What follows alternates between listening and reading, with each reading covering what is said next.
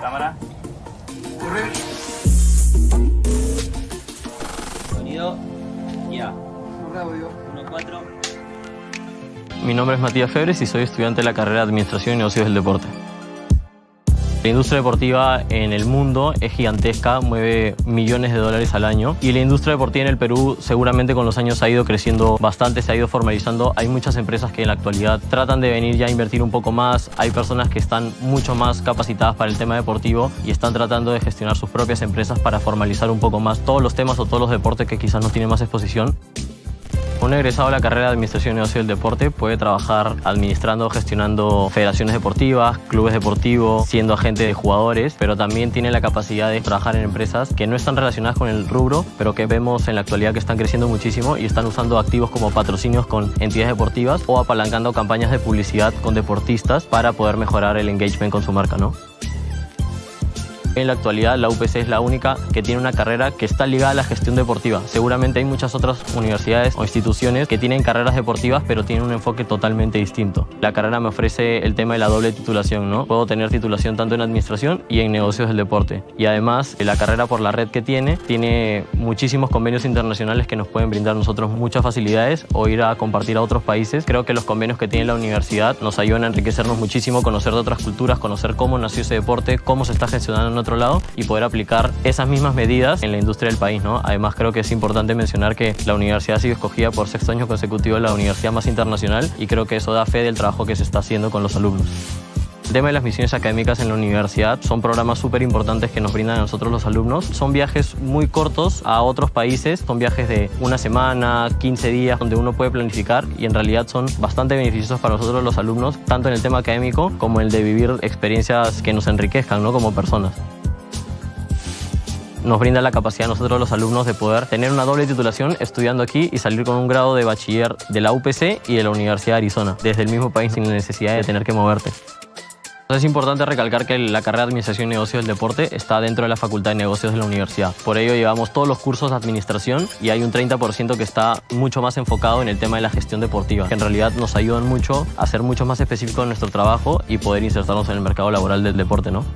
La UPC es una universidad que realmente apuesta mucho por el deporte, tiene infraestructura que nos sirven un montón. El campus en el que yo estudio, que es el campus de Villa, ofrece muchas instalaciones deportivas, tiene un gimnasio, una piscina olímpica, tiene una cancha de fútbol profesional, pista de atletismo, cancha de futsal, de básquet, de vóley. En realidad en tema de infraestructura es muy completo y además brinda muchísimos beneficios como el formar parte del equipo de la universidad. Nos dan descuentos en la matrícula y en realidad eso te motiva muchísimo a poder seguir teniendo tu pasión y seguir practicándola a la par de que estás estudiando y te estás desarrollando en tu carrera. Con la formación que me ha dado la universidad, aspiro a poder potenciar muchísimo la industria que me apasiona. Yo me veo de aquí a muchos años quizás teniendo una empresa propia que pueda formalizar el tema deportivo con representación de jugadores, realización de eventos deportivos o trabajando como el gerente de marketing de alguna marca deportiva muy importante, donde yo me sienta muy cómodo, ¿no? Y donde pueda ayudar a otras personas a cumplir el sueño que tienen de llegar a la alta competencia.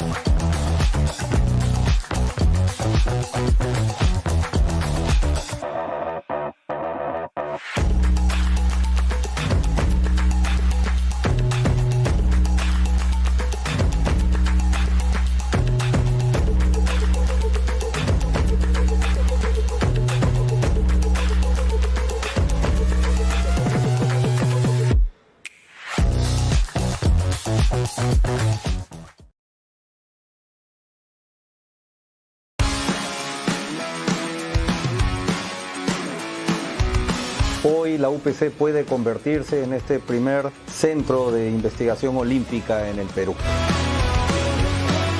Creo que el movimiento olímpico busca formar ciudadanos que persigan fomentar ideales que son fundamentales para que una sociedad pueda desarrollarse de manera adecuada.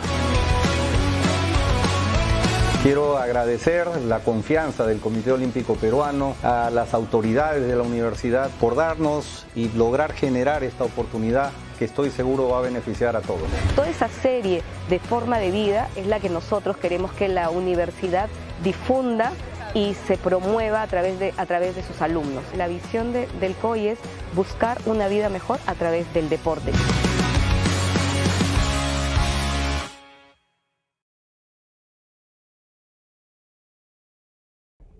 Hello everybody, and thank you for joining us today. My name is Grace Nelson, and I am the coordinator of the Center for Sport Capacity at Brock University. I'm honored to be with you today to introduce the third Women in Sports Summit. Today we will build upon the conversations and lessons learned from the previous summits in 2022 and 2023. This event has been organized by an outstanding team of people at the Olympic Studies and Research Center from UPC in partnership with the Center for Sport Capacity from Brock University.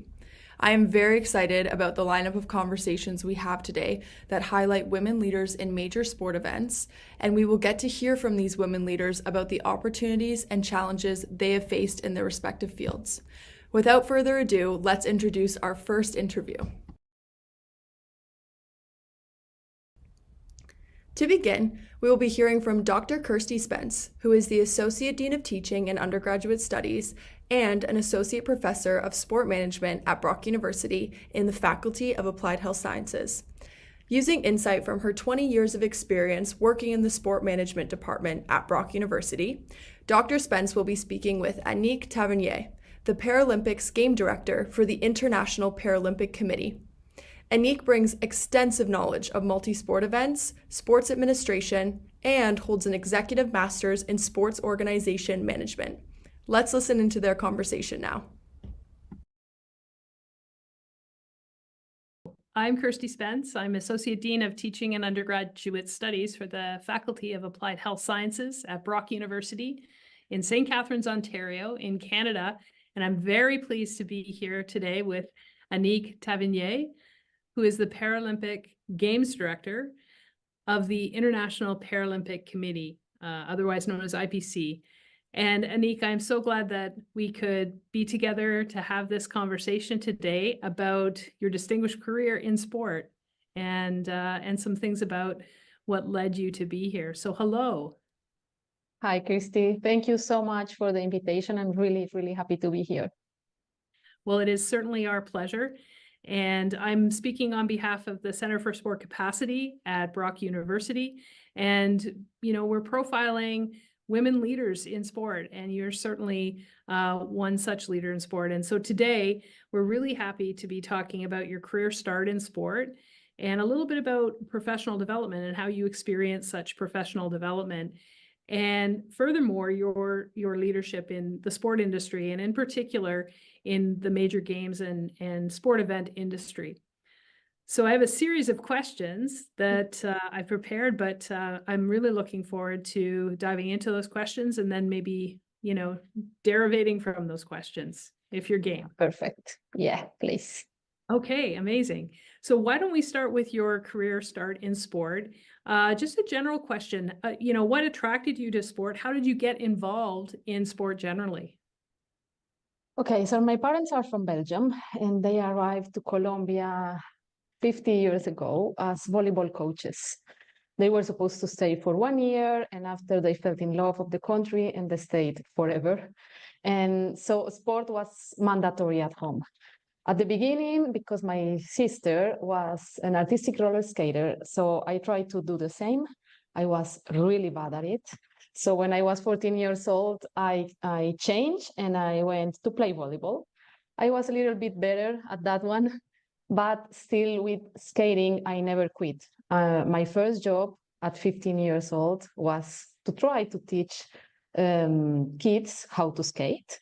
And after I did the course to be a judge. So today, for example, I am an international judge for artistic roller skating, and I am part of the technical commission for artistic skating with the International Federation World Skate. So it started like that. I was not like a high-level athlete, but what I'm really happy about is I try to be an athlete. I try to be a coach. I am a judge. So like I understand many parts of being in sports. For our listeners, I know myself, I'm not too familiar with artistic roller skating. So for our listeners and for myself, could you just thumbnail sketch of what that looks like when artistic roller skaters are in action? Yeah, so for sure, you know, figure skating, that is the one on ice, one of the most beautiful sports. But because we don't have winter everywhere, so we have the version for roller skaters. So it's a really beautiful, difficult, challenging sport. And because it's really difficult to judge, because you have to know about the technique, but also choreography, music, skating skills. So you have to, as a judge, you have to study a lot, but it's a really, really beautiful sport. And we are not at the Olympic Games, but we are at the Pan American Games. Yes, okay. So thank you for giving us a glimpse into your foray into sports by way of your parents. And I love how you describe sport as being mandatory. Yeah. So the move into a sport of choice, but from a different angle in terms of really high level judging. How would you say, you know, more specifically that you came into the major sport events field in particular? Okay, so in 2010, I received the call to be the sport manager of speed roller skating at the South American Games in Medellin 2010. And I accepted. I changed my whole life. I was living in another city. I went back to Medellin, where I was born. And I spent there like 10 months working. I didn't sleep, didn't eat. It was under a lot of stress during 2 weeks, and I loved it. Like I said, this is what I want to do for my life. But it was difficult because in events, like you have short-term contracts. So you have to look each time for a new opportunity. What was really good is in Medellin, someone saw me working. And after I met that person and he said to me, I want you to come with me and work with the sport ministry. So I worked in Bogota for the sport ministry many years, and there I continue working with sporting events, with the national and paranational games. That is really important in Colombia. It's every 4 years, and we also have like the Paralympic side of those games. And being there, I also work for World Games in Cali 2013, that are like the Olympic Games for not only Olympic sports. So it's also a huge international event. I also did the South American School Games, many World Championship of many sports. So I continue working on many events. And after, I also had the opportunity to live like in Bolivia for the South American Games, in Barranquilla for the Central American and Caribbean Games, in Lima, in Cali, and the last one in Chile for the Pan American and Pan American Games 2023. And 1 month ago, less than that, I arrived to Bonn, Germany to work with the AmPC. So it has been like a crazy journey the last 14 years to arrive here. Oh my goodness. Wow. I got a little, not tired. I wouldn't say tired. I would say more enlivened in terms of the last 14 years. And also, you know, thinking about the various different places that you've been around the globe through this career. I really appreciate you talking a little bit about your background and your academic background. You know, I've been a professor in sport management for a number of years, and particularly, I want to highlight the point that you're speaking to in terms of your educational background being computer science and how this was a mistake and you move into sport. And I think sometimes the myth or the assumption is that, you know, I must have a high performance level of athleticism to be involved in sport, or I must have an educational background to be involved in sport. And so, you know, just highlighting your trajectory to come into sport is I think really valuable. And furthermore, how you see how this was not a mistake whatsoever, that actually there were very many transferable and beneficial elements from your, educational background and your work experience to date that lent to your success in sport. Yes, and of course, after that, I decided to study some things with sports management. And I learned a lot, of course, of that experiences also. I did the MEMOS, that is a master program of the IOC with Olympic Solidarity.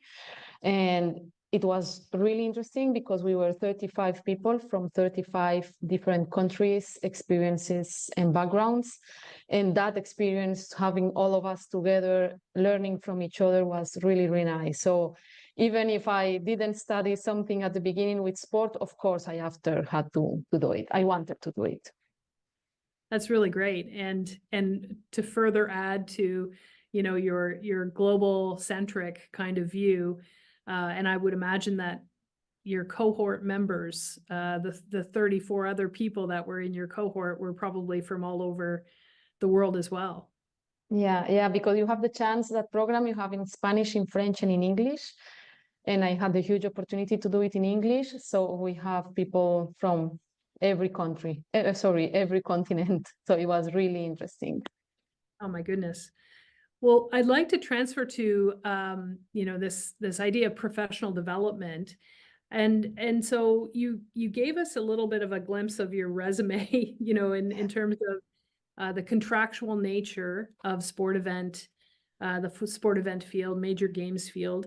And so, in dipping back into that professional background, we'd love to know how you transfer your skills and your knowledge from that non-sport career into major games and then moving forward, if that makes sense. Yeah, of course. So I am sure, as I was telling you before, like, you have to learn from every experience. So something I tell myself, and I tell everybody around me, and when they ask me, what do you have to do to be involved in the sport industry, is like, you have to take advantage of every opportunity you have. Like, someone is always looking at you, and that person is going to look for someone in one moment, and you are going to be in the top of his or her head.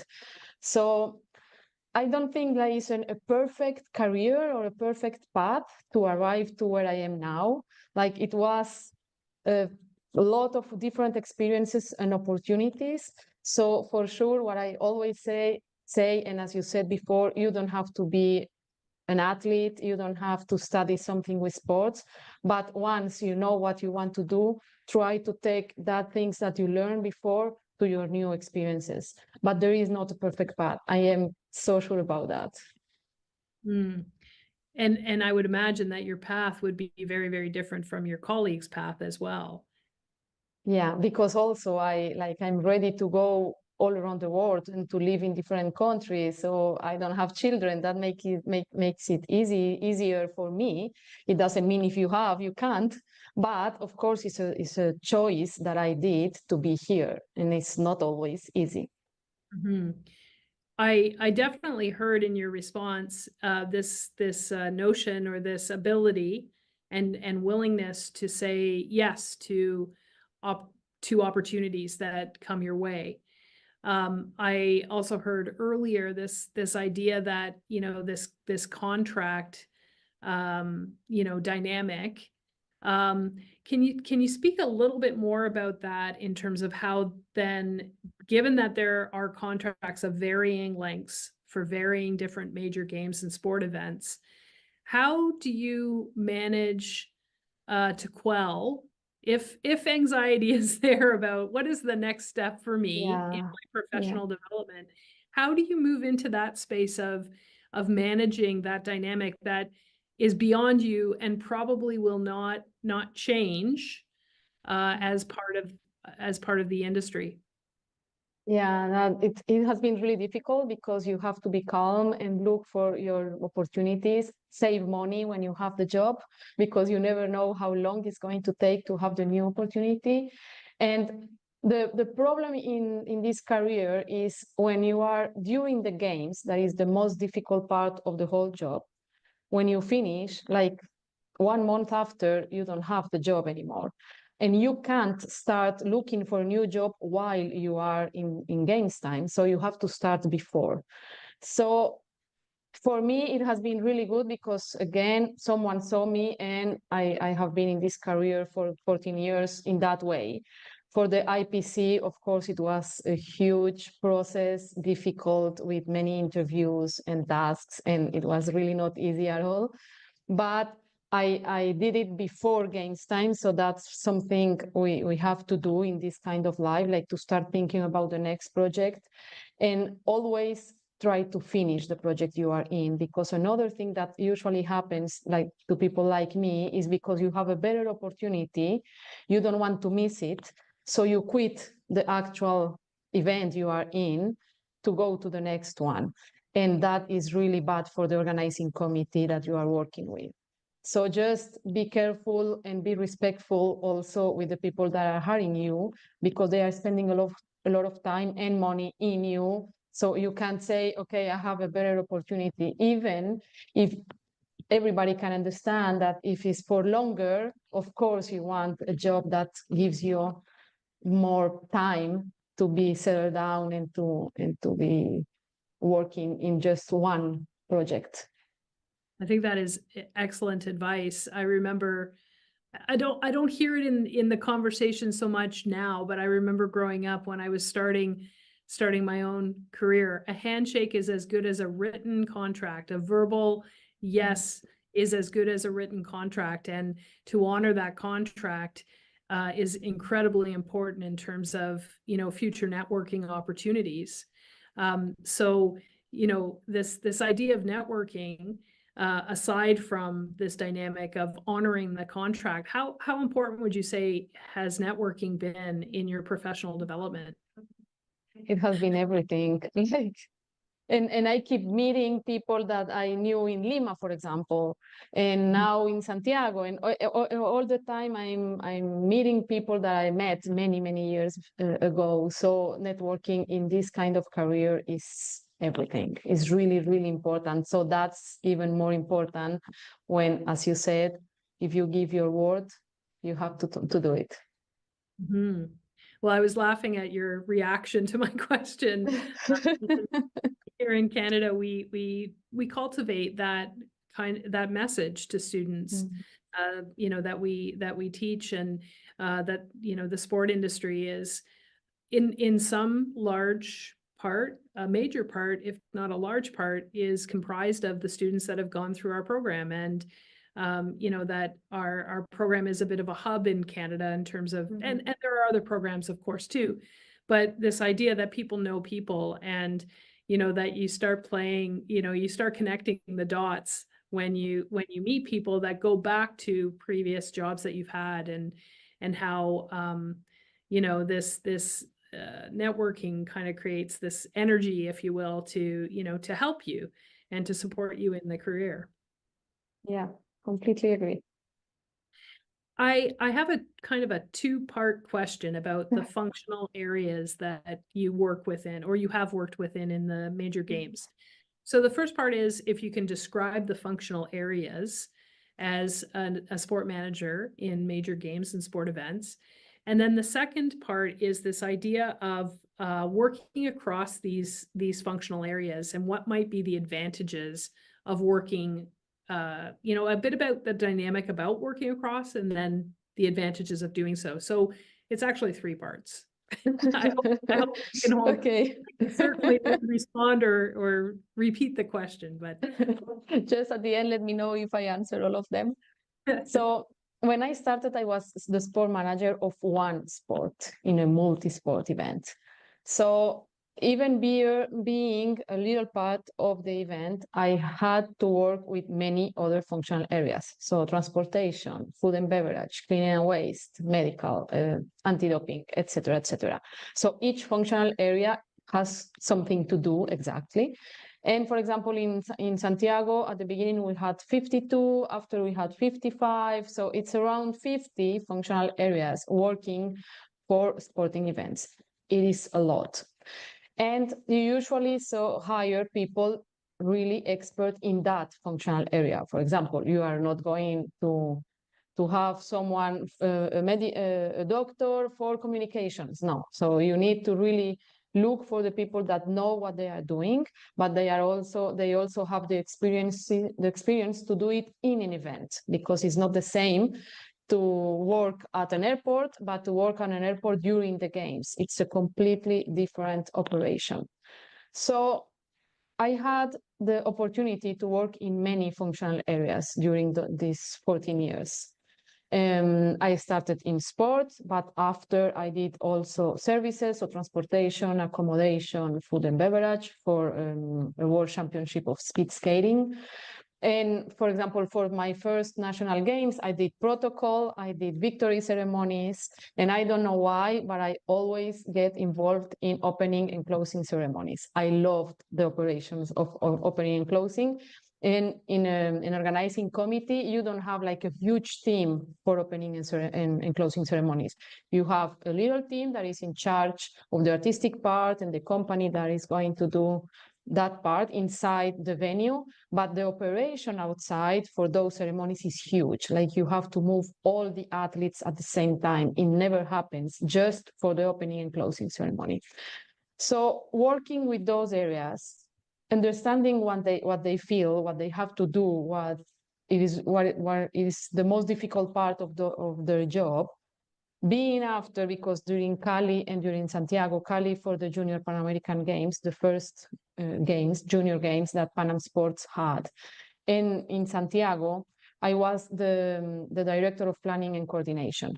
So to be there is because it was really useful for me to, before that, be part of many functional areas, because my job in that part of the organizing committee was to speak with all the functional areas, to confirm that they were speaking between them, that there are no gray lines, or if you find you have to fix it and work on it. Also that you can't duplicate efforts, resources, money, budget, like of course you never have enough, so you have to be careful also on that. And you have to confirm, like every time you have to confirm that, because you can ask a functional area, are you doing this? No, that part is this functional area doing it. You have to go and confirm that that functional area is doing it, because if not, something is missing. So it's a job that I love to do, because I know what they are feeling and what they need to do. But the most difficult part is we are human beings. It's really difficult, the communication, to work together. And that's the part of the job that I did in Cali and in Santiago that I liked the most. Like, it's the most difficult one, but I really loved it. Well, you're touching into a little bit about the next question, actually, and this is where we move into, the idea of leadership or leading, and you as a leader. And so I heard various different skills that are important to be employing when you're moving across these functional areas and working with people that are from different functional areas. So I wonder if you can speak a little bit about, what you feel are incredibly important skills that will help you lead this process. I am 200% sure communication is one of the most important. Have the ability to listening people, because sometimes we only want to speak and we don't listen the others. And empathy, like you never know what the other person, what the problems the other person is having, or a bad day, because we all have good and bad days. So when you have important meetings, you have to understand that people can have problems in that moment. And not all the meetings are easy when you are working with many people, and you have to take decisions and to solve problems when you didn't sleep, or you have a problem at home, or whatever. So that's also empathy, because you can be that person in one moment. We all have different approaches to problems and to conversations. So for me, communication is like really, really important, and not only inside the organizing committee, because you have stakeholders outside the organizing committee. So the government, for example, or the owner of the event, Pan Am Sports, the IOC, the IPC. So you have to speak with them also. And they can understand the problems you have, but you have to be able to communicate those problems and to give all the information they need. So for me, communication, be a good listener, and empathy is like mandatory. It's really interesting that you mentioned communication, and you speak about speaking, but you also speak about listening. And you point out this distinction of, most people want to speak and speak and speak. And then, this also important, and I see them as very complementary, skill of empathy, and how to be empathetic, and how that's linked with communication. And it got me thinking about people who, excuse me, about this idea of making assumptions, and how, to understand that we carry, as human beings, we carry assumptions with us, and we may know that we are doing that, and we may not, and they may be hidden to us, but how that all plays a foundational part in how we're communicating as well, and how that might help to foster empathy, or it might help to actually cut it off. Excuse me. So, this idea of leading, and how you point to some really, excuse me, you point to some really foundational elements that I think are really important for our listeners to hear about. And I want to link that back to how you talked about your favorite part in work was also the most difficult, given that, human beings come sometimes, in different ways, and maybe not as we want them to, but as they're showing up. And, so this need, I almost had this image of you kind of rising above and seeing across these functional areas, and then working with each person at a time to be able to move things forward the way that the whole group wants to move things forward. Am I hearing any of that correctly? Yeah, no, completely. Like, for example, I have an ex-boss that after was a colleague during Santiago. My boss in Lima was a colleague in Santiago, and we are now really friends, good friends. And he was in Santiago like, you can't speak with anyone from my team. Like, every time you have someone from my team in your office, they cry. So, and I told him, because I'm hearing them, because everybody is really stressed. Like, I don't want to scare people, but sporting events are not easy. Like, it's a lot of work, a lot of stress, a lot of pressure. And people are dealing with that while doing their jobs. So of course, I hear them, I understand them, but at the same time, I have to push them. It's not like everything, okay, I understand, okay, I understand, but you have to do the job also. So it's a difficult line where you have to achieve people doing the things you need to do, but they can have the confidence to tell you what they are struggling with. It sounds like you created a safer spot for people to express really what was going on for them. Yeah. How did you deal with yourself dealing with everything that you were learning? It's as I said before, this job is not for everybody. Like, it's not easy, but I learned to be calm, to understand the whole situation, because you can't take decisions before understanding everything, but sometimes you have to take decisions really quick. Mm-hmm. So you have to understand also that taking decision is important. And sometimes when we take too long to take decision, it's even worse if we take the wrong decision. So again, to have the ability to think about all the possibilities at the same time, but do it with your group. Like you don't have to take the decision by yourself. Like you can speak and hear a lot of opinions, understand the whole situation, and after take the decision. But it's not easy. That is a really, really key point, I think, that you're pointing to.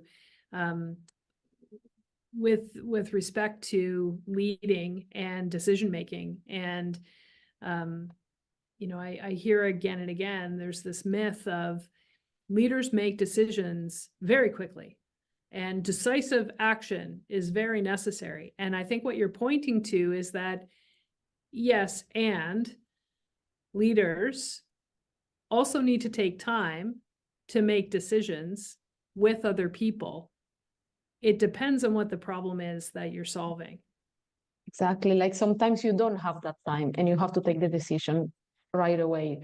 But sometimes you have a little bit of time. So you also have to understand when you have the time and you don't. Yeah. Yes.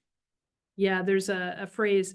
So what I did not mention at the beginning of, you know, just introducing myself is that my background is in leadership and leadership development. And so, you know, this idea of right action and right timing, and right means dependent on the conditions, and right changes. Right is not a fixed kind of entity. That right action could look different kind of right in a different kind of timing as well. Yeah, exactly.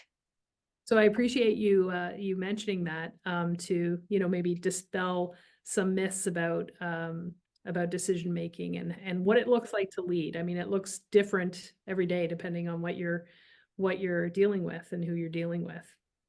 Yeah, and like we can learn a lot from books, from you at the university, but when you are in front of the problems, there you have to understand what leadership is. Yeah, I'm appreciative of how much you've learned, you know, through the COVID period. But I'm wondering also, you know, are there other challenges that you specifically encountered working within the leadership positions that you've occupied? Yeah, so for me, one of the biggest problems that I find is teamwork. Really, like we are not used to work in a team. And as I said before, this is too big to do it by yourself. So, and because the games changed during the time. So for example, when you are 2 years before the games, 3 or 4 years before the games, depending how big the event is. Of course, if it's Olympic and Paralympics, we can speak about 6 years, or Brisbane has 11 years to work on the event. So depending where you are, you first work as a functional area. So you are working inside, for example, logistics. And for 2-3 years, you are working with your team and logistics. Of course, you have meetings with other people, but your team is logistics. We use a word I don't think is an existing word in English, venuization. So because after you have different venues. So for example, we had 40 venues in Santiago. So you have the team of logistics that have to spread and go to work with the venue team. So you are from logistics, 2 or 3, depending how big is the venue, and you go and work with that venue for volleyball, for example. And now your team is the sport manager, the venue manager, the clean and waste manager, the logistics manager, the transport. So all of the 50 functional areas that are not longer working as a functional area, but as a venue. So that change is not always easy, because when you were logistics, I don't have to do that. I finish here, and from here is another functional area doing it. Now that you are part of the venue team, like you have to be sure everything is perfect and it goes one after the other. So it changed a lot the way the people work as a team. So that has been really difficult to understand the change and to be able to work as a team in both sides of the organizing committee. I'm wondering, as we start to end our conversation, you know, in terms of advisement for women as leaders, what kind of advisement would you give to women who are interested in pursuing a career in sport event management, major games, that kind of, venue, that kind of field, what kind of advisement would you give for women with respect to their leadership development? I think like not to be afraid. It is, as I said, not an easy journey. It's not an easy job, but if you really want to do it and you are sure of it, first try to understand in which part of the events you want to be, because it depends also on the time you want to invest. It depends if you want to travel, if you can or not travel and live abroad. And don't be afraid, like try. If it's not for you, if you don't like it, if you are not good at it, you can change. Like no one is telling you you have to do it. And it's mandatory because you are a woman and you want to be a leader in the sport industry, so you have to do it. If you are sure you want to try with everything you have, like give everything, trying. And if it doesn't work, it doesn't matter. Like don't be afraid to do it. It's wonderful advice. Meeting one's fears and working to overcome them. It's incredibly important. Do you have any last words as we end our conversation? Yeah, no, it's a lot of information like coming to my head during this conversation. Like I prepared some of the things I wanted to say, but at the end, it's experience that give me the words I was trying to say to everybody. I'm sorry sometimes for my English. It's easier to find the words in Spanish, but it is an amazing experience to be able to speak about this. And many years ago, I was also and still listening a lot of women doing this kind of conversation, and I think you can learn from all of them. So yeah, open your mind and learn a lot. Well, I can speak for myself. I very much appreciate, you being here. I'm sure our listeners are valuing the words that experience have given you to share with us today. And, I just wish you well in your journey as you start this new position with the IPC in Bonn, Germany. And, we really thank you for being here today and sharing all of your wisdom with us. Thanks so much. Thank you. Thank you. Thank you. That was such an insightful discussion, and those examples and expertise in the sport industry is really helpful for us all to hear, Anik. And thank you to Dr. Spence for leading us through that conversation. The Olympic Studies and Research Center from UPC, in partnership with the Center for Sport Capacity from Brock University, are proud to be showcasing conversations like these. Let's move into our second interview. Now we will be hearing from Dr. Julie Stevens and Carolyn Bannister. Dr. Stevens is a professor in the Department of Sport Management at Brock University and joined the department in July of 1999. She recently served as the special advisor to the president for the Canada Summer Games in Niagara Falls, Canada. Dr. Stevens will be talking with Carolyn Bannister, who was the workforce and volunteer manager for the FIFA Women's World Cup 2023 in Australia and New Zealand. Carolyn's diverse career experiences bring her expertise in people and culture, event management, operations, and project management. I'm excited to hear from them both. I will hand it over now to Dr. Stevens and Carolyn.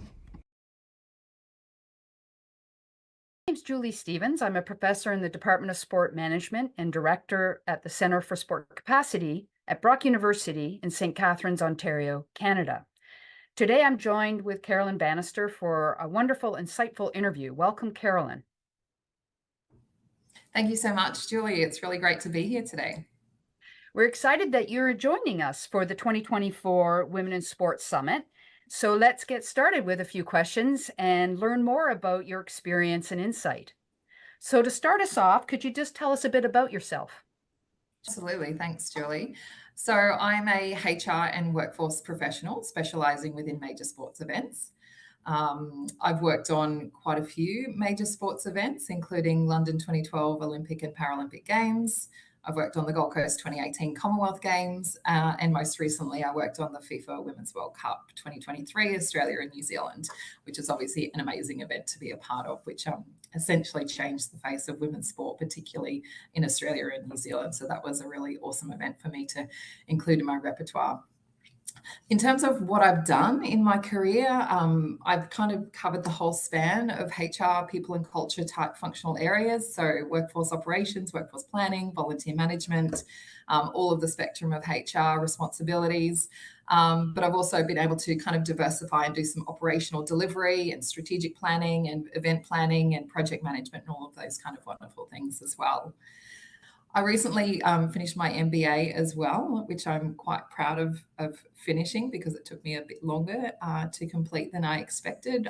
It's always a little bit hard to balance study with full-time work. So I recently completed that. I'm also a mum of one. I think that's important to note as well, because being a woman in this industry is challenging no matter what. And then you throw in a little toddler-sized curveball, and that makes it even more challenging sometimes as well. My little boy's 3. I live on the Gold Coast in Australia. I live and work between Gold Coast and Brisbane in southeast Queensland. And I'm just excited to be here, as I said, to share some of my experiences within the industry.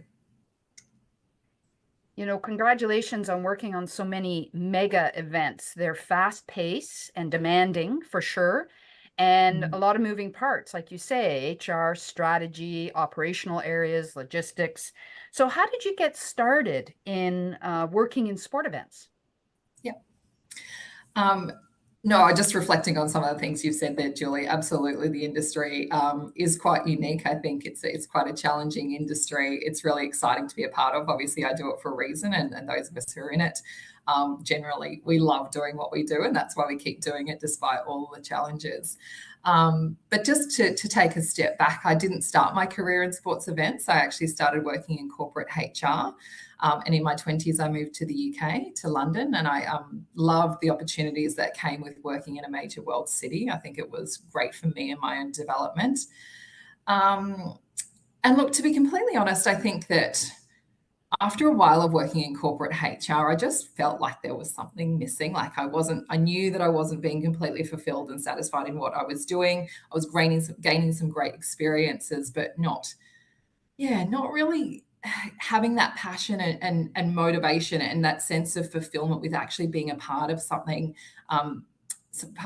big. So when I was living in London, obviously this was prior to the London 2012 Olympic and Paralympic Games, and I tried to see if there were any role opportunities for me. I did a lot of contract work whilst I was in the UK, so I changed jobs every year or so.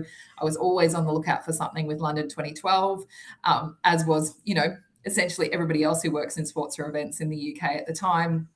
And I found there was no opportunities opening up for me. I thought it was quite niche. I knew it was quite specialist, and I just thought it might be something that I might not get the opportunity to do. And then actually one day I did get a really fortuitous call from a recruitment agent of mine who said there was a HR role that had come up within the organising committee.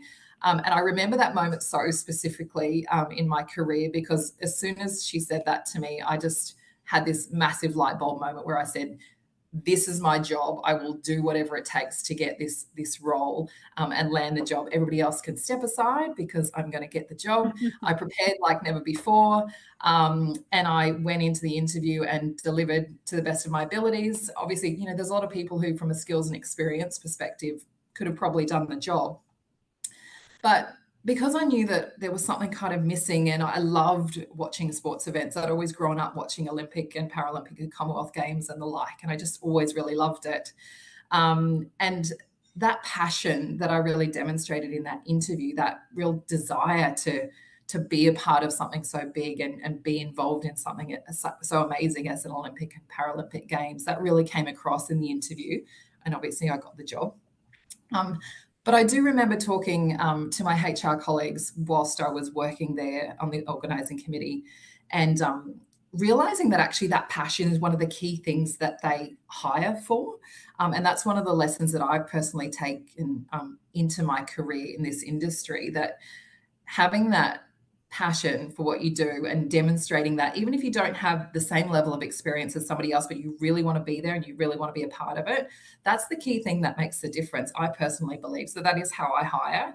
And the reason is, as we said before, it is so challenging in this industry that there are really high demands and there are constant curveballs and problems and challenges, and you often have to work long hours, and it can be really, really tough. But having that passion and purpose, personally, I think that's what gets you through the hard times. So as I said, you can have the skills and experience, but you don't have that huge desire to be there, then you probably won't be as successful as somebody who does have that passion. So I think that was a very long-winded way of answering a question about how I got into the industry. But, that experience that I had on London 2012 was really, really pivotal to me in my career, of course. I really, really grasped a hold of all of those learning opportunities that I had in terms of meeting amazing colleagues who had such significant experience in the industry and learning from them and learning about how this industry worked, and the networking and the social aspect that goes with working on an organizing committee. And as I said, just trying to learn and soak up as much as I could. And whilst my work demands were quite high, I did work really long hours, but part of it was because I kept choosing to do more, because I knew how much experience, invaluable experience, that I was gaining and how much I was loving being a part of it. Even so much so at, for example, when the games were on and I was at one venue specifically, my team needed support with some of the other venues. So I was a workforce operations manager, one of the team at one of the venues, and some of the other workforce operations managers needed support. They needed cover shifts, for example, and I was able to put up my hand and say, I'll happily go out to other venues to learn more about different sports and how different venues are run and the different operational needs of those venues and ways that venue managers would run their teams as well. So being able to see a lot of different venues be run at London 2012, I think really, really helped with my development and experience as well. So I'm forever grateful for having that kind of richness of experience at London 2012. And how did you kind of secure subsequent positions as you moved along your career path from there? Yeah, it's a good question, because this industry absolutely can be tough. I think there's nuances to the industry compared to other organizations, other industries, sorry. And I think, to be completely honest, my networks and connections that I've made throughout the years have been invaluable in helping me find out about opportunities. So I've certainly had a number of former colleagues who've said, hey, Carolyn, this role's come up at this event, or suggested that I should apply for something. So, whilst it's still up to you to demonstrate your own skills and experience and passion to secure that role, certainly your networks can certainly open doors for you. So the power of making connections when you're working in the industry and keeping those connections is really, really important. That said, also, though, I think you do still also need to be quite strategic and planned about your career if you want to have this, because there are a lot of opportunities out there. And to be frank, there's a lot of international and global opportunities, and you see a lot of people who move around the world, games gypsies, games nomads. There's lots of different terms thrown around for them, but people who just follow games around, whether it's primarily Olympics and Paralympics or Commonwealth Games or whatever it might be. So I do see those people who make those really strategic, planned career paths, because obviously there might be geographic considerations, whether or not you get the right to work in that country, for example.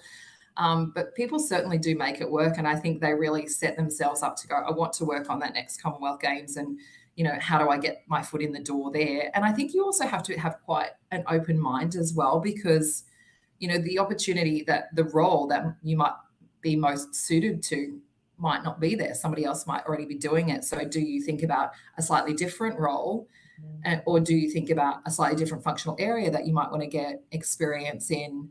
So I really think in this industry, you need to get rid of the idea of a career ladder. I think it's much more of kind of a spider web.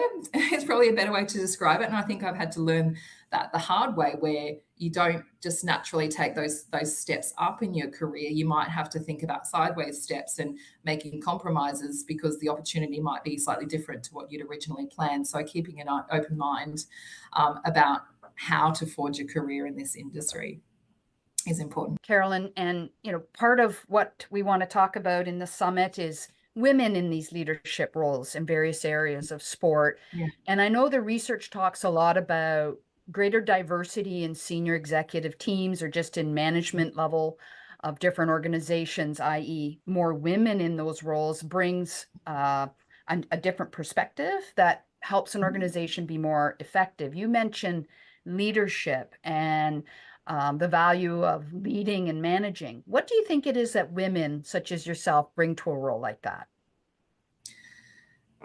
Oh, what a loaded question, Julie, but it's so important to talk about, right? Isn't it?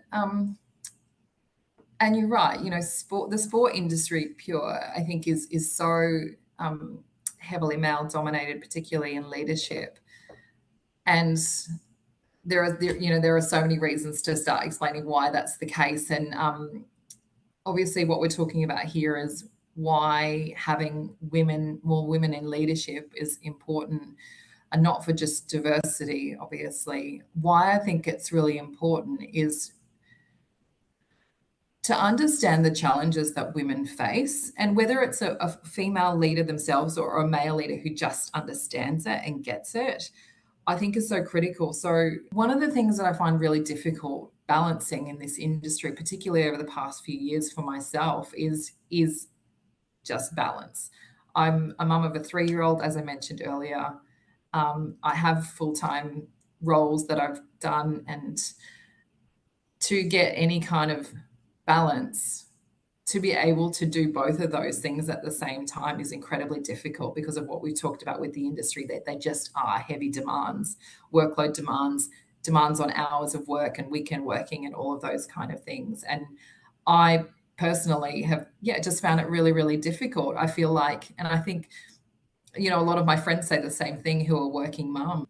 So I have so many wonderful friends who are working parents as well. And I know a lot of us face the same kind of things, that balance. You know, I know a lot of us, we're working full time and we're a parent, and you're trying to balance both. And so often you just feel like you're failing at everything because you can't give your whole self. I can't give the hours, I can't give the commitment, I can't give everything to my job. Like at London 2012, for example, well before I became a parent, the hours and the commitment that I gave there, I can't give that now. And it's such a challenge because you want to be able to do that to continue progressing your career and making those connections and networks. So it's $1 billion question, and I don't know what the answer is in terms of how do you actually get that balance right, particularly in this industry, which has really tough demands. But to go back to your actual question, Julie, having people in leadership who understand and get it, whether they've lived it themselves or they just get it from trying to support working parents, or anybody else, to be frank, who has, you know, responsibilities, important responsibilities out of the workplace. You can't give those kind of hours that I used to give, or anybody used to give prior to having those additional commitments, whether it's parenting or otherwise. It's so important because sometimes your family has to come first if your child's sick at home. And, you know, you might be a single parent, or you might not have much of your support network and community around you. So what's got to give? And you do have to have that balance of, you know, your family should be coming first. You shouldn't be giving everything to your career, even though it's important, and you want to be able to do that to continue having success in the industry. But again, there's no right answer here. So having leadership who gets it and understands it and supports that.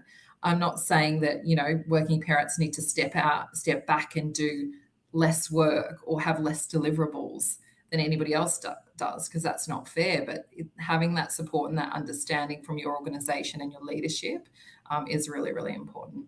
Right? It's more a work-life balance because it's you as a young woman working on your career, working the energy of an event. And then later it becomes more a work-family balance, right? As things change in your own world and connecting it into how you work and where you work and how often you work. Is there any one particular piece of advice? I guess maybe the part about talking to senior leadership and making sure the organization you want to work for believes in that kind of work family or work-life balance. Is there any advice on how to have that conversation you might share with a younger woman or a fellow woman in the industry?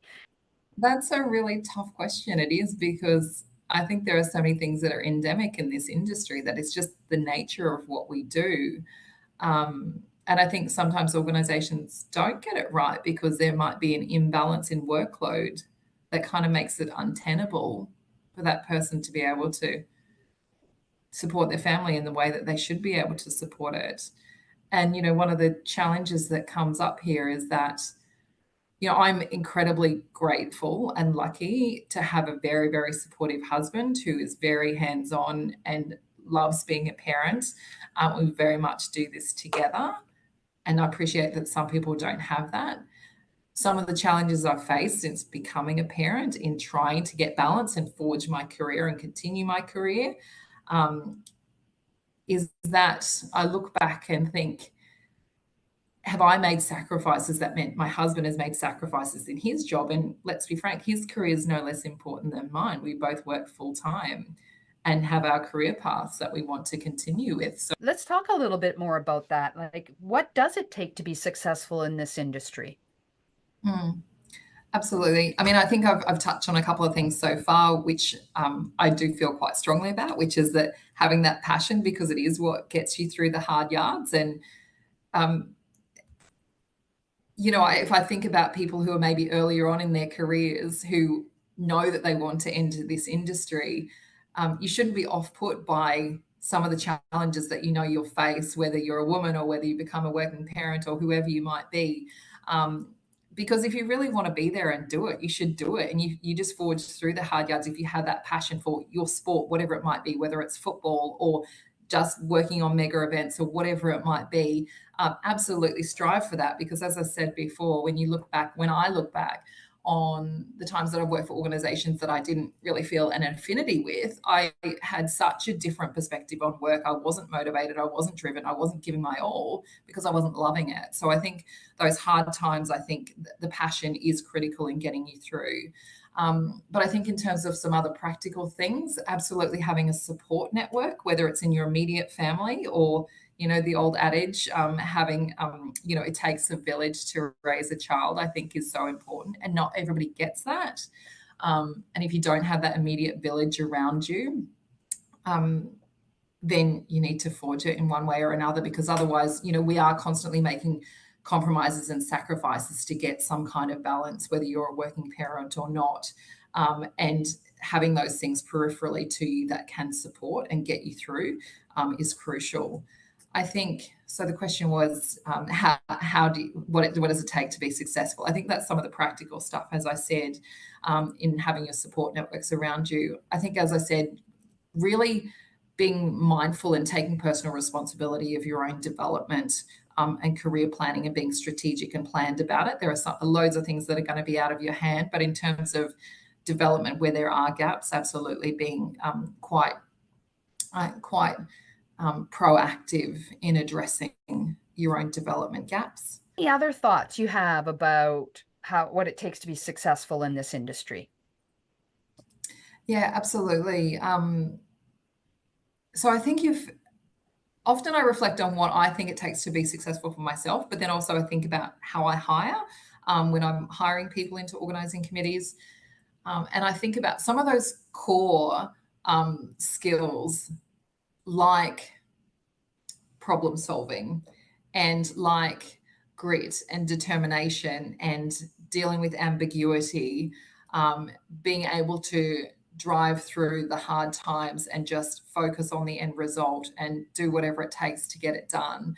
That they're some of the absolute core competencies that I usually look for when hiring in this industry, because again, if you think about the nature of it and what we do and the problems that you have to solve and the challenges that you just have to get through, you know, when you're working on a major event, it's this giant immovable deadline. You can't change it. If a problem arises a month before a major event, you just have to get through. So they are some of the key things that I look for, particularly when I'm hiring into this industry. So drawing on everything you've already shared so far, Carolyn, is there any other advice or lessons learned that you'd like to share? Yeah, absolutely. Where do I start with that? I think sometimes all of my career can be used as lessons learned sometimes of what not to do. But look, when I think about my work at FIFA Women's World Cup last year, whilst it was an amazing, incredible event to be a part of, and I've obviously talked about some of the challenges that I faced just trying to find a balance. Maybe I needed to rebalance. I don't think I got that right at all. So when I talk about things like the importance of networking and developing more connections and maintaining relationships, I think that was one of the things that I didn't do very well at all last year, because something had to give. And so I basically didn't go to any social engagements, and my workload was really heavy. So I didn't take the opportunity to just meet we had all these wonderful international people come on board like a month or two before the event. And I think I failed myself in not making those connections and meeting people. And I kind of regret that, because there is just such a wealth of experience of people who come into these organizing committees, and I didn't practice what I preach there. And I also think that, as I reflect on the stuff that we've been talking about and what I think, the things that we've talked about of what I need a bit more in this industry to make that balance work and to be able to continue working in this industry whilst balancing my responsibilities at home.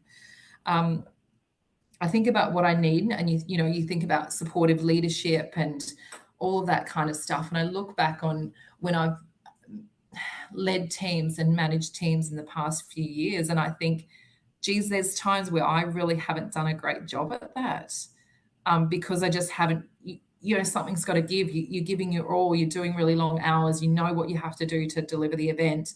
You know that also you have restrictions on how many hours you can do because you have to go and do the daycare pickup and things like that. And then, the way that I've maybe haven't provided support to other team members, other women, for example, in my team, I just think, talking about personal responsibility, I need to do better there. I don't love that I've been in that situation where I haven't been a great example potentially of a women leader, because I haven't got the balance right. And you kind of can't do everything, but it's no excuse, is it? Because I need that support, and therefore I need to give it as well. So that has been a lesson learned the hard way. And again, I don't know what the answer is there. But I think I also reflect on the what I would do differently question that you asked in my career and starting early. And I really do want to emphasize that about planning out your career and being strategic and figuring out a career path or what you think it might look like and doing what it takes to get there, and being responsible for your own development. I think about, I was a volunteer manager last year in Brisbane for the FIFA Women's World Cup, one of the host cities, and I did a lot of work with our TAFE colleges and universities about young people entering the industry and the power of volunteering, for example. So I was actually a little bit surprised, to be honest, that there was fewer students than I expected who said, "Oh, I'll come and volunteer at the FIFA Women's World Cup." And taking hold of those kind of opportunities when a World Cup lands on your doorstep and this is the industry that you want to work on.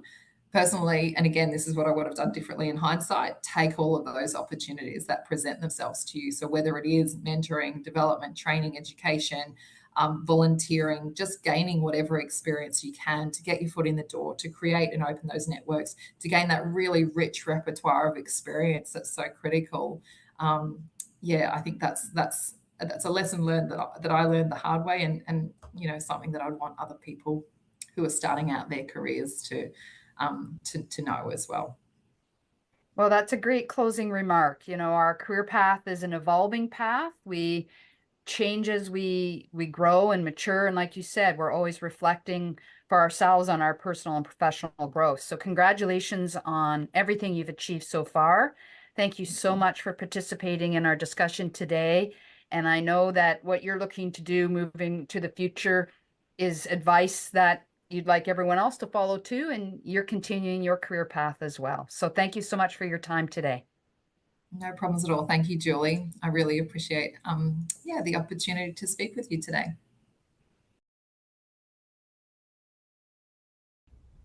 So many great takeaways from that conversation. Thank you to both Dr. Julie Stevens and Carolyn Bannister for leaving us with so much food for thought. For anyone just joining in, we had 2 wonderful discussions, and the Olympic Studies and Research Center from UPC, in partnership with the Center for Sport Capacity from Brock University, are proud to showcase these stories of women leaders in sport. Moving to our final interview of the day, it is my pleasure to welcome Dr. Michelle Donnelly and Michelle Formonte. Dr. Donnelly is an assistant professor in the Sport Management Department at Brock University, where her research broadly looks at gender and sport. Michelle Formonte is the executive director of the Americas Paralympic Committee. Michelle Formonte brings 20 years of professional experience in the clinical sector and with public policies focused on vulnerable populations. I invite you to turn your attention to their conversation now.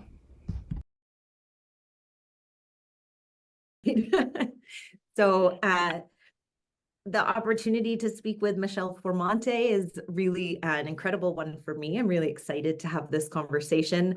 Michelle is the executive director of the Americas Paralympic Committee. So thank you so much for agreeing to have this conversation. The first thing I'd like to ask you is just to tell us a little bit about the Americas Paralympic Committee. Well, Michelle, thank you so much, and thank you all for this amazing opportunity to talk a little bit about our region and about women in sports, and I really appreciate the invitation. The Americas Paralympic Committee is an organization a bit old. We are almost 25 years old of incorporation, but we were always under the umbrella of the International Paralympic Committee.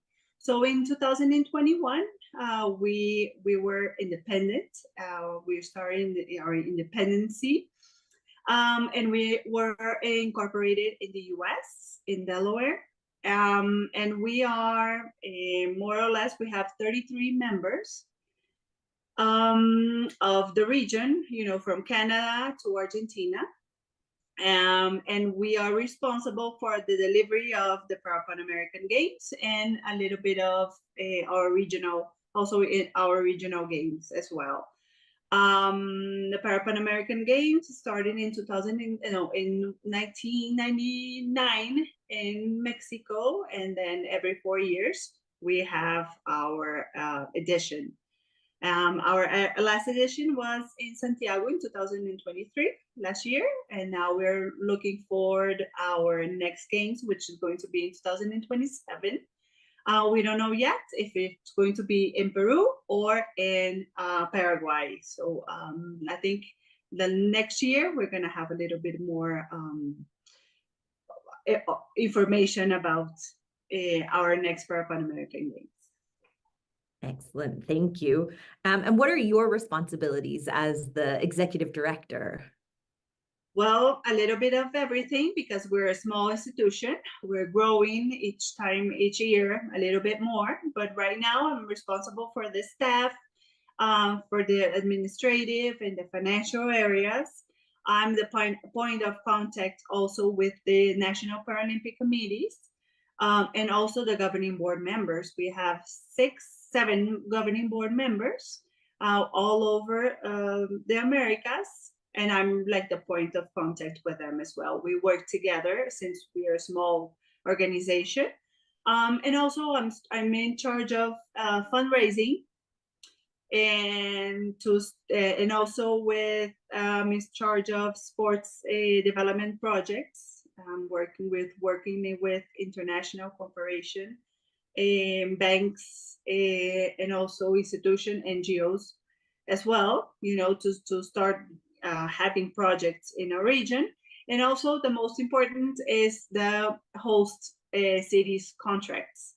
I'm also in charge of dealing with all the paperwork, but everything is good. And also I do a little bit of everything, but the idea is to learn each day, so that's important.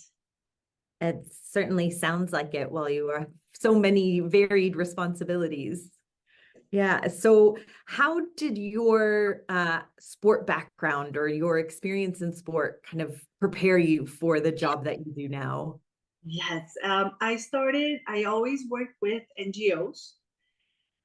So I know a little bit of the hustle that NGOs have international and national NGOs. So it's about the same problems and the same good things that this brings, because you can do a lot of things and you can help a lot of people.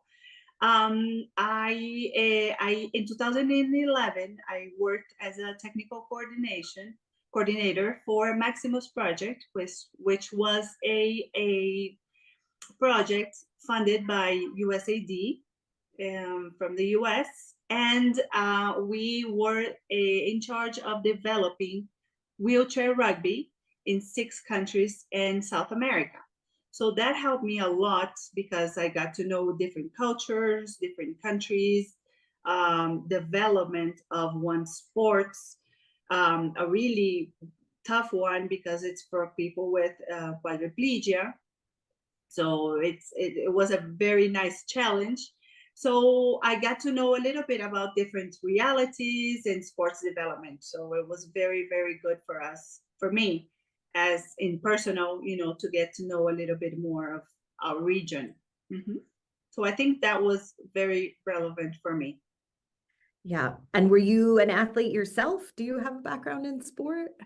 I have background in sport. I had to stop because I had to go to college. I did handball, volleyball. Also, I was a player, and I run for fun and for stubbornness. I'm very stubborn. I run. Yeah, I like to run. It helps a lot. So right now I'm not doing anything, I'm just run. I just run in the gym. So I don't have time. Yeah. That's a lot, I think. That's a lot more than a lot of people. So definitely. How relevant is your academic background? So your kind of training in school to the job that you do now? Perfect. Yes. Well, I am a physical therapist, and I have a master's degree in public policy. So, and I always worked, I worked in the Netherlands, I worked in the US, I worked in Peru, I worked, here in Colombia and in Brazil. And I always worked with people with disabilities.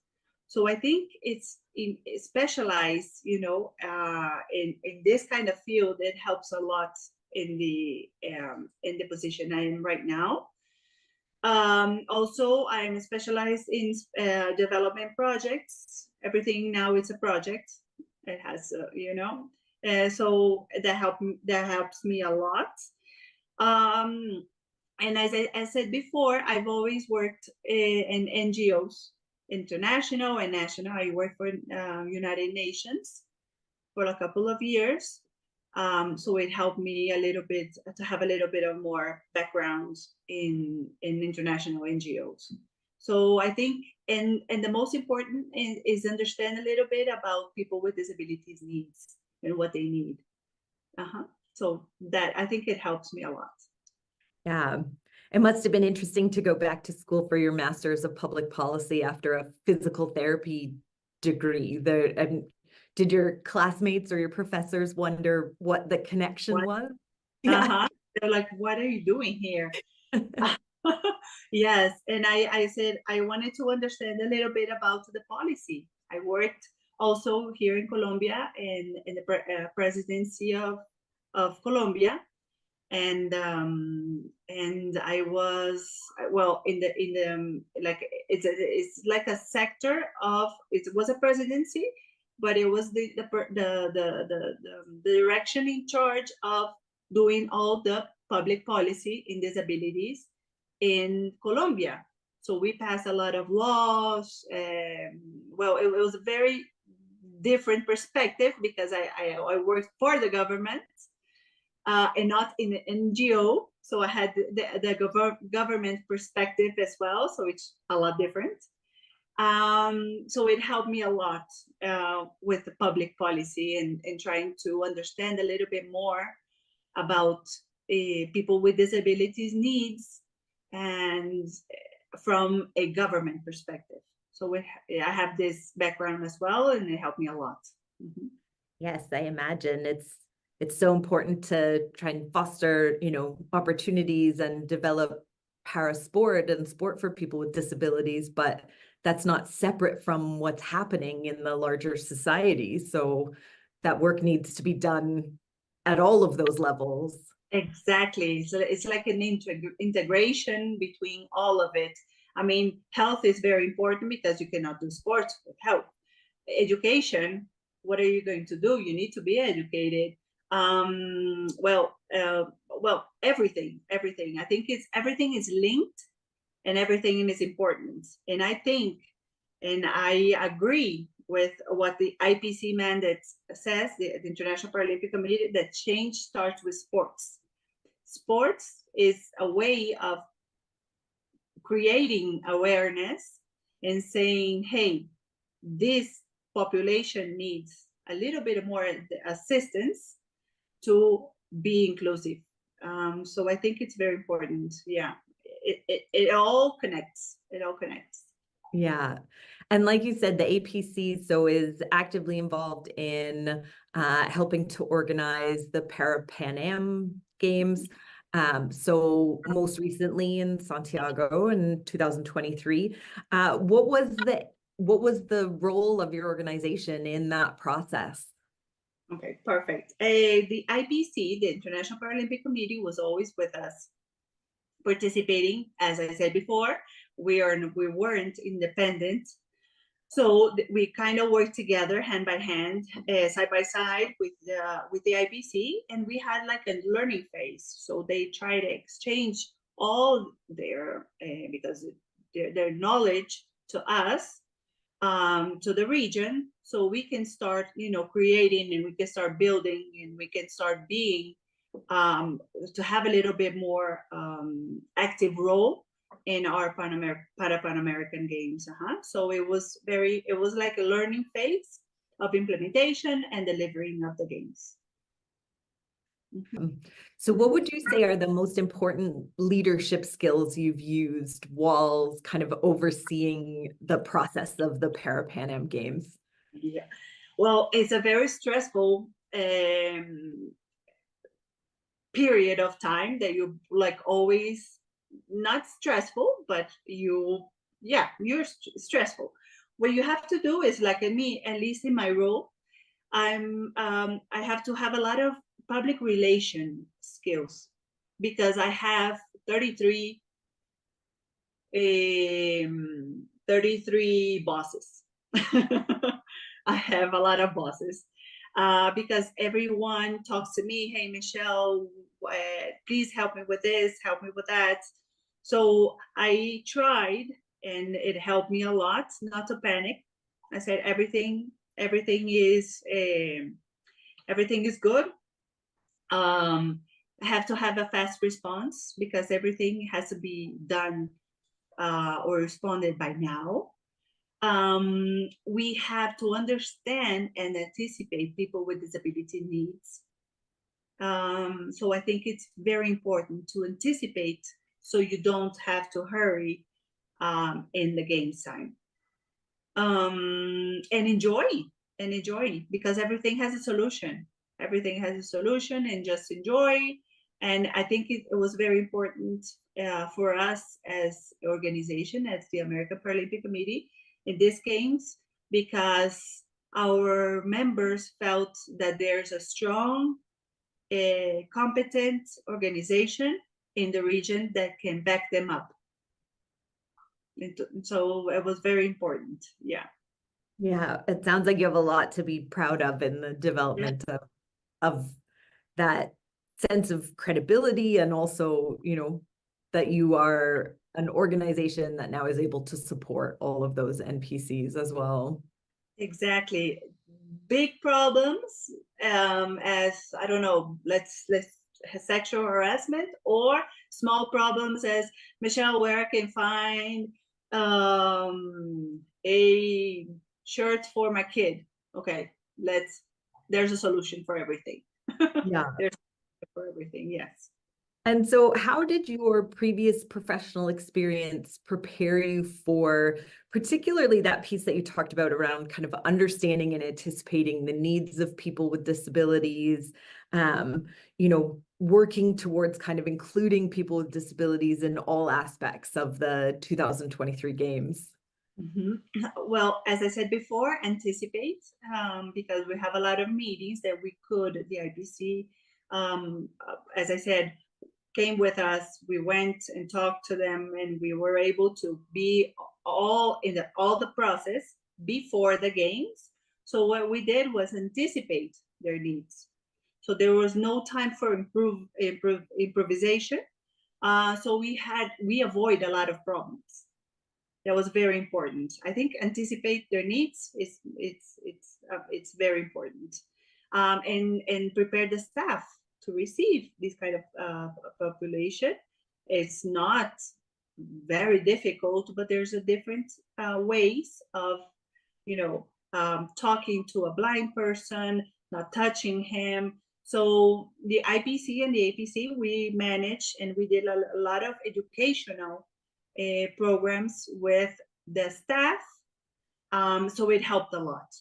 And there was no issues with at all. There was no, because we anticipated the needs. Because also in the Pan Am Games before, all the sports issues were going to be resolved in the prior games. So now in the Pan American Games, it's all about inclusion, because the sports is always resolved by, the Pan Am Games. So now when the Pan Games, the sports are going to be perfect. So it's now all about inclusion of people with disabilities. Right. So because you're using the same venues that the Pan Am Games would have used, so all of that is now running exactly the way it's supposed to. So exactly. And so that training that you do with staff, does that include volunteers at the games? Yes, everyone is has to be also in the games. In the staff of the games, they have it's called PPI. It's like a direction of a person who's in charge of. It's like a specialist in disability and inclusion. So it helps everything, because and she's in charge of everything. She's in everywhere.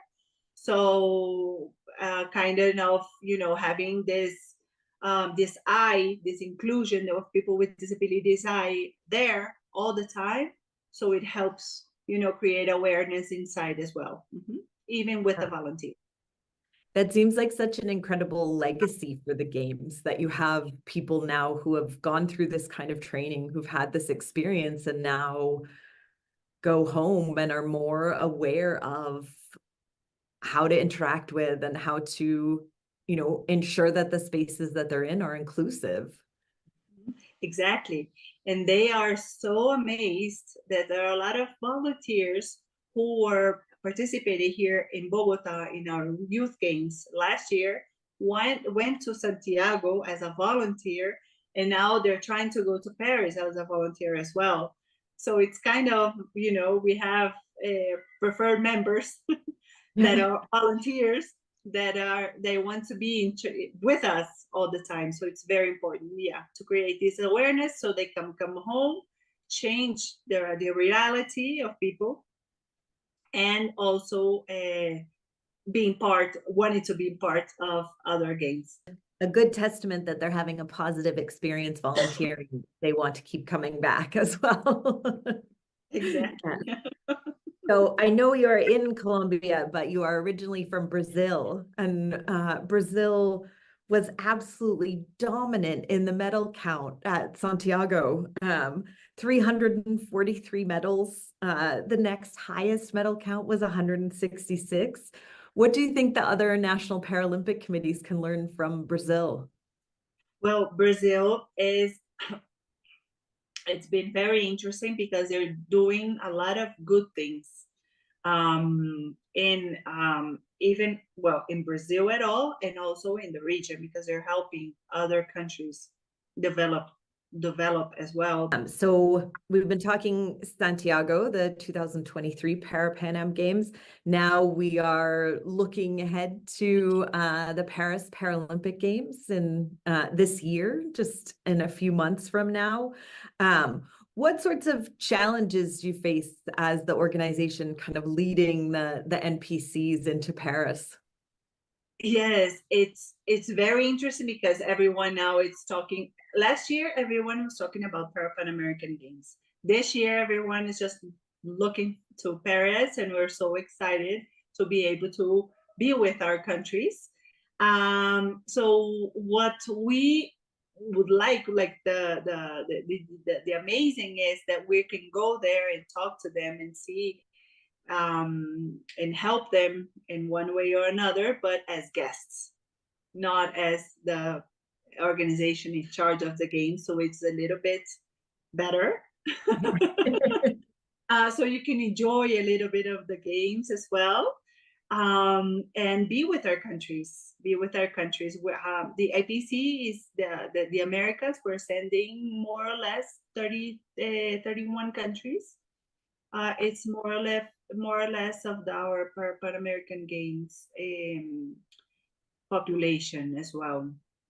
We are, as I said before, we're 33 countries. It's just Antigua and Barbuda who are not going, who are not taking athletes with them, and Suriname. So that's going to be our main target from this year on. So we can guarantee that in Los Angeles in 2028, we'll have at least 1 or 2, 5 participate athletes from these 2 countries. Yeah, it seems like really excellent representation, and then a good goal for what comes next.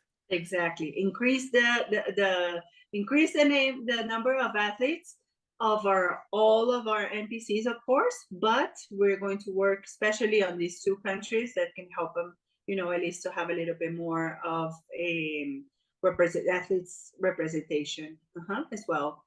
Also, we are working on with the AmPC to create the creation of NPC Bolivia, which maybe this year let's hope that they are going to be with us, and we'll have 1 more member, which is Bolivia. Let's hope. Can you talk a little bit about girls and women's participation in parasports as athletes in the Americas? Yeah, what we did with NPC Canada, they help us a lot, and we did like a scorecard that is called TIDE, the gender scorecard scale from TIDE, from the Institute of Diversity and Ethics in Sports. We did this survey and we applied here in 2021. Right now, after our games, we're going to do it again, but we are working on right now. So we have a little bit of the idea is to compare, these 2 games. But it's more or less what we did was we talked to 1/3 of the teams from from the Tokyo Olympic and Paralympic Games, more of the Paralympic Games. And what we did a research survey, and nearly more or less 70% of our NPCs, they published gender equity goals. Half of the NPCs gave guidelines for using gender equity focused language and images in communications. And over 50% of the NPCs embed gender equity in their staff and volunteer recruitment strategies. It's a little bit of it's a working process, but we have also at the AmPC have a group, Women in Sport group, which we discuss best practices, and we reunite every 2 months. to talk a little bit of the realities of each country. So it's very important, like to exchange these experiences. So it's more or less this, a little bit countries like Canada, Cuba, and Dominican Republic all have greater women's participation in their athletes council. So it's important as well to talk a little bit about, you know, athletes, women athletes, and in getting represented in the governing board of the NPCs. Yeah. So those are really great work that's happening, it sounds like. And the survey you said was post-Tokyo, so of athletes who went to the Tokyo Paralympic Games. And so what do you know about kind of parasport participation, not at that high performance level, so kind of before athletes get to a major games? We don't have this data yet, but the idea is to start working on the process. We're not, at least we're talking about athletes, but we are also talking about athletes becoming a director when they retire from, and down when the athlete is just starting as well.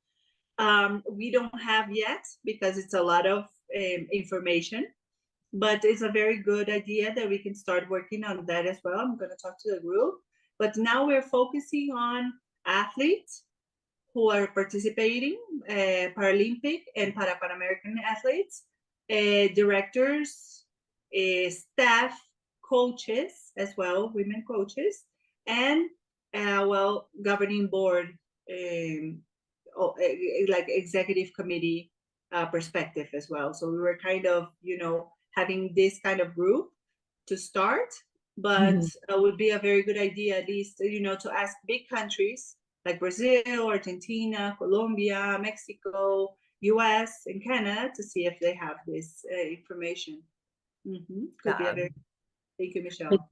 That retention piece is so important, right? Like athletes kind of seeing somewhere for themselves to go in sport when their playing career is ending. What is the sort of representation of women in decision-making positions in parasport in the Americas?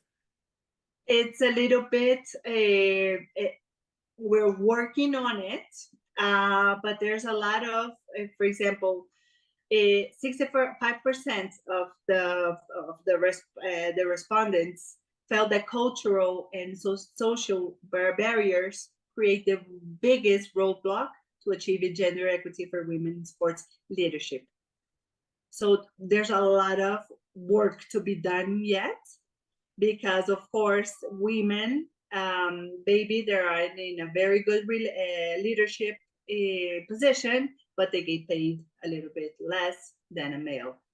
So, for example, 60% of respondents felt that there is a lack of support for prioritizing the development of women in sports and leadership within their countries, because, hey, she's gonna get pregnant, or she's gonna have to stop because of the babies, she has to be home, she won't be able to have the time to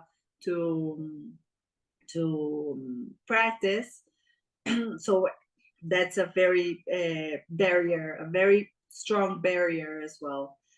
Another data was 50% of respondents agreed that educational barriers, including lack of access to education and mentorship, or a lack of programs that assist women in transition, as I said before, from athletes to coaching, hinders women's leadership in sports. So that's another barrier as well. And communication and awareness barriers as well. And also the occupational belief that occupational barriers like gender wage gap, work-life balance difficulties because of the childcare access, It's very difficult, but it's not impossible. And the idea is to start having this data so we can be aware of and start doing something about it. Definitely. We have to know what our starting point is to be able to figure out what we need to do, right, to make it better. Do you have a sense, is there something happening in parasports? Is there an intersection of kind of gender and disability that is potentially affecting women's opportunities to move into those leadership roles? I think there is. For example, as I mentioned before, a mother, a young mother that is training, is practicing, and she has to stop because it's natural to have, the baby she has to taken care of. So it's a little bit tougher for women to get to a point because she has to be home for the kids, maybe, or even she has like cramps that she won't be able to practice, or another thing, a lot of biological things that from a male perspective, which they don't understand how it feels. They think, hey, I'm not gonna put money or put my effort to this woman, but to this guy that maybe can get, and maybe she loses a lot of opportunities as well, getting there and getting her excellence in sports. Mm-hmm. Yeah. So where those kind of social and cultural understandings and biology and everything are sort of coming together. Exactly. And it's, I'm sorry, we are trying to create awareness. And I think it's the most important area of it, getting to show. I think March 8th is one day, but it's one day. We have to create awareness every day. I mean, it's very important to have this day, but it's a work in progress, and we have to work every day. Every day is at 8. It's a March 8th. Yes. Well, and having someone like you, Michelle, in such an important and visible position, I think is one of those steps forward, right? Being able to see a role model kind of leading Paralympic sport in the Americas is fantastic. Yes, and I'm a working mom. I have a 10-year-old, and sometimes it's very difficult because I try to be a superwoman and be everywhere, but there's priorities, and I try to be my best as being a mom, as being a professional. Yeah. Excellent. Is there anything else Sorry. No, that we haven't talked about yet? No. I think we can. I think the most important thing is to create awareness, support women, educate them, train us. I'm including myself. And giving more tools to being a leader, which we are. Naturally, we are leaders. Advertising, create awareness, and participate. And the most important is to give opportunity. To give opportunity to all the women, to show their magic, because we are multitaskers. We do a lot of things at the same time. So I think we just need is opportunity. Excellent. Well, I think that's an amazing call to action to end our conversation. Again, I so appreciate having this opportunity to speak with you and learn more about what's happening in para sport in the Americas. Thank you so much, Michelle. And thank you for this opportunity. I'm really appreciative. And let's keep in touch. And as I said, it's not just one day, it's 365 days. So we're here to support all the women in the Americas. Excellent. Thank you. Thank you. Thank you. Thank you so much to Dr. Michelle Donnelly and Michelle Formonte for that wonderful conversation. That was such a great way to close off the interview sessions today and highlight yet another example of women leaders in the sports sector. Before we sign off for the day, it is my privilege to introduce our next speaker to offer some final words. Rosario de Vivanco is joining us today. Mrs. de Vivanco is a Peruvian former freestyle swimmer and competed at the 1964 Summer Olympics and the 1968 Summer Olympics. She was the first woman to represent Peru at the Olympics, and I couldn't think of a better way to conclude today's discussions. Please give a warm welcome to Mrs. de Vivanco. Es para mí un honor haber sido invitada y participar en este tercer foro sobre mujer y deporte organizado por el Centro de Estudios Olímpicos de la UPC en coordinación con la Universidad de Brock de Canadá. Ha sido muy interesante escuchar las exposiciones de las expositoras en donde nos han dado una clase magistral sobre las actividades que han realizado en los distintos campos de su trabajo. A pesar de haber participado en muchos seminarios sobre mujer y deporte, tanto de manera nacional como internacional, siempre hay algo más que aprender y sacar conclusiones que las mencionaré más adelante. Desde el punto de vista de la participación de la mujer, muchos progresos se han hecho. Ahora podemos hablar prácticamente de igualdad de participación de género y también en los mismos eventos, tanto programados para hombres como para mujeres, en eventos deportivos de mayor importancia, como los Juegos Olímpicos, Juegos Paralímpicos, Juegos Panamericanos, Parapanamericanos y otros eventos regionales. Como presidenta de la Asociación de Atletas Olímpicos del Perú, puedo decir que Perú participó por primera vez en unos Juegos Olímpicos en el año 1936, con únicamente representación de hombres. 28 años después, en 1964 en Tokio, lo hizo por primera vez una mujer. En ese momento fui yo, como representante del Perú, la única en participar.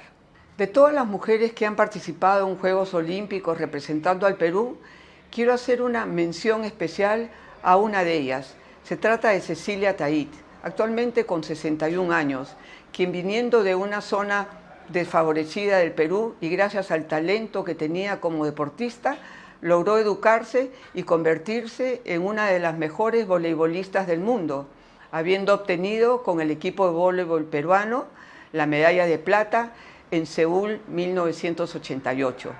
Además, ha sido 2 veces congresista de la República y el año pasado ha sido elegida como miembro del Comité Ejecutivo del Comité Olímpico Internacional, siendo la primera mujer que llega a ese nivel en el organismo mundial más alto del deporte. También quiero mencionar a otra mujer deportista, amiga mía, campeona olímpica, Donna de Varona, quien el año pasado participó en este Congreso sobre Mujer y Deporte y que ha sido una de las principales activistas y luchadoras por la igualdad de género en el deporte. La Academia Olímpica tiene entre sus principales objetivos difundir los valores olímpicos del deporte, contar la historia de cómo nacieron el deporte en los Juegos Olímpicos de la antigüedad. Las personas que están invitadas ahí son la mayor parte deportistas olímpicos y cuentan su experiencia y aprenden sobre el origen de los Juegos Olímpicos. También todos los años tienen un tema específico a tratar, aparte de enseñanzas sobre los valores olímpicos y el olimpismo.